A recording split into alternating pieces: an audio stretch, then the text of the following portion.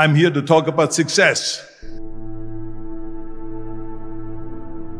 The first rule of success is to have a vision. You see, if you don't have a vision of where you go, and if you don't have a goal where you go, you drift around and you never end up anywhere. I mean, as you know, I was born in 1947 in Austria after the Second World War. So I was very fortunate that I stumbled onto my vision.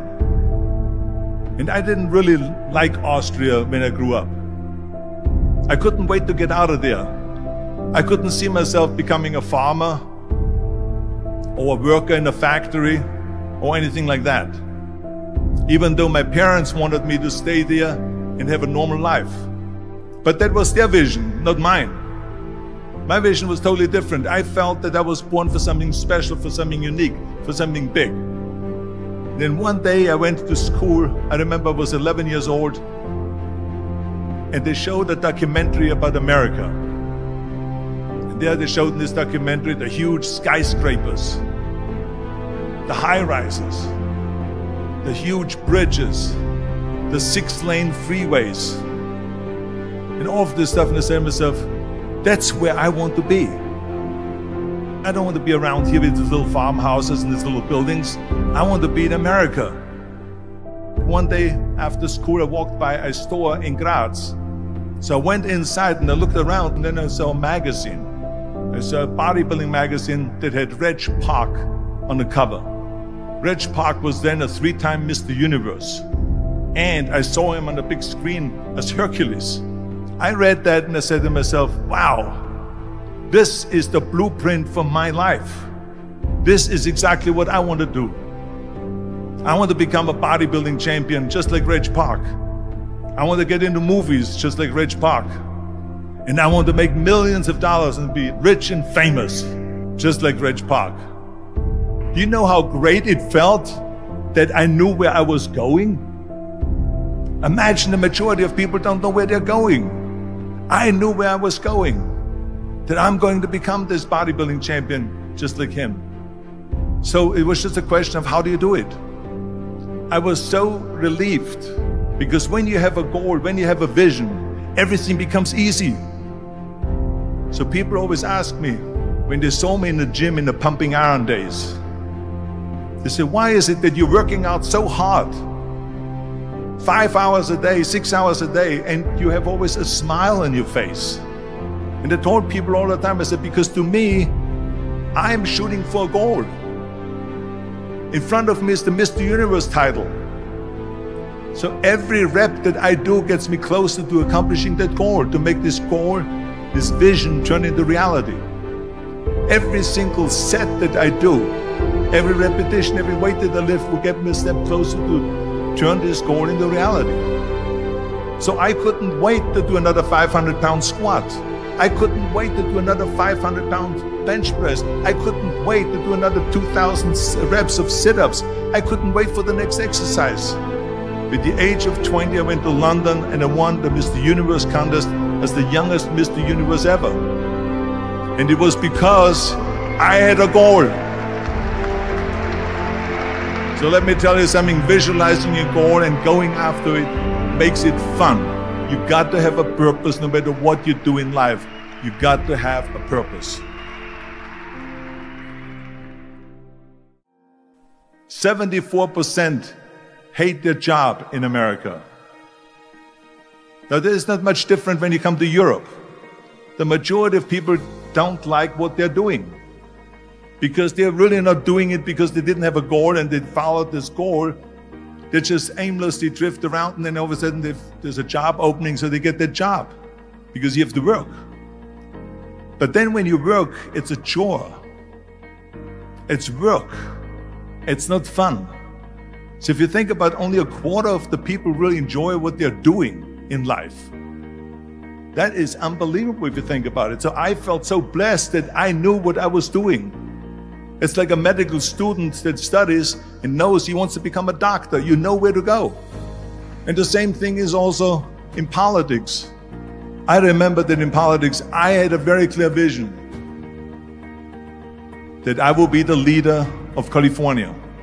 That's as far as I could go because I was not born in America, so I could not run for president. So being the governor of the fifth largest state,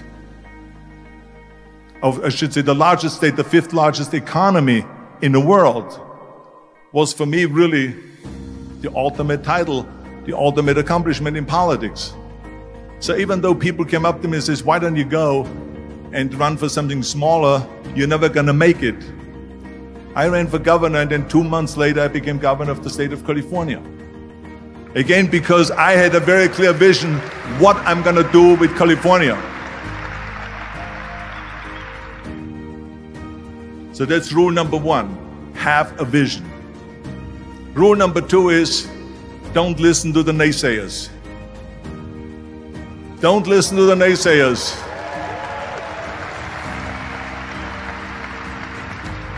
Everything I ever did, the thing that I heard out of people's mouth was, that's impossible. That can't be done. Or no. That is exactly what I heard, and of course I proved to the people that it can't be done. So whenever someone said to me, it can't be done, I heard it can be done. When they said no, I heard yes. And when they said it's impossible, I heard it is possible. I'm a strong believer of what Nelson Mandela said, that everything is always impossible until someone does it. Well, I'm going to be the one, I said to myself, I'm going to do it and I'm going to show it to them. Maybe it has never been done before. That's perfectly fine with me. But I'm going to do it. And I did not listen to the naysayers. It's all about the hard work that you put in. I said to myself, in bodybuilding, I worked out 5-6 hours a day. I'm going to do the same thing now for acting.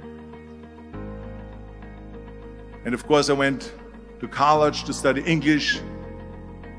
I studied the accent removal, acting classes, and all of this stuff all day long. I worked and I worked and I worked. And within a short period of time, I made one movie called Hercules in New York, which of course went right into the toilet. But it didn't discourage me. I still had the same vision. And then all of a sudden I did Streets of San Francisco. I did Stay Hungry and Pumping Iron and The Villain. And then all of a sudden I was asked by Dino De Laurentiis and by Universal Studio to star in Conan the Barbarian. And after I did Conan the Barbarian, the director at the press conference said to the press, the director was John Milius. He said to the press, if we wouldn't have had Arnold, we would have had to build one. So think about that. The very body that they said can never be sold because the time is wrong. A few years later, I'm doing Conan the Barbarian, and it was the #1 hit at the box office when it came out in the summer of '82. Think about that. And the director says, if we wouldn't have had his body, we would have had to build one. So all of a sudden, my body became an asset, not a liability. And the same thing was with Terminator. After we were finished filming Terminator, Jim Cameron said to the press, if Arnold wouldn't have had that accent and talked like a machine, I think the movie wouldn't have worked. So think about that.